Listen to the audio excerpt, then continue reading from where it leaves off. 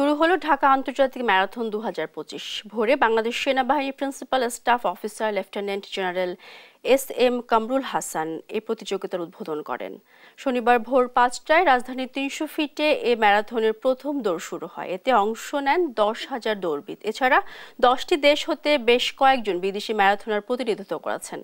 অংশগ্রহণকারীরা বলছেন, এ ধরনের আয়োজনে তরুণ প্রজন্মদের অপরাধমূলক কর্মকাণ্ড থেকে দূরে রাখার পাশাপাশি শারীরিক সুস্থতা নিশ্চিত করবে। এ উপলক্ষে প্রগতি সরণি হতে কাঞ্চন ব্রিজ অভিমুখী 300 ফিট মহাসড়কের উত্তর দিকে 4 লেন এবং সার্ভিস সড়কটি শুক্রবার সন্ধ্যা 7টা থেকে শনিবার দুপুর 2টা পর্যন্ত বন্ধ রাখা হয়েছে। নেওয়া হয়েছে পর্যাপ্ত নিরাপত্তাও।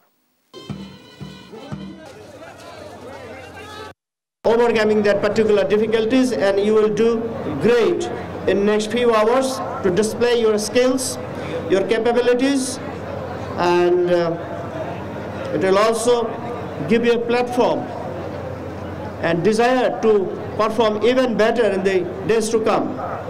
I hope all of you will have a joyful and safe run indeed. তিনটে ক্যাটাগরি হচ্ছে 10 কিলোমিটার, 10 কিলোমিটার হচ্ছে ফার্স্ট টাইমার, জেনারেল আর হচ্ছে ভেটারেন। তিনটে ক্যাটাগরি 10-এ, তারপর হচ্ছে আপনার 21.1 হাফ ম্যারাথন যেটা, আর হচ্ছে full marathon 42 kilometre. Dhaka international ম্যারাথনে এসে অনেক ভালো লাগছে, আর আমার প্রত্যাশা আমরা একটা ভালো এফোর্ট দেব এই ইন্টারন্যাশনাল ম্যারাথনে। বাংলাদেশ সেনাবাহিনীর উদ্যোগে যে ইভেন্টটি হচ্ছে সেটিও খুবই একটা পজিটিভ ভিউ আমাদের এই ন্যাশনাল ওয়াইডের জন্য। আমি আমার বেস্ট ট্রাই করবো, একটু প্রেশার ফিল হচ্ছে। Is the very first time পেসিং করতেছি 42 কিলো ম্যারাথনে।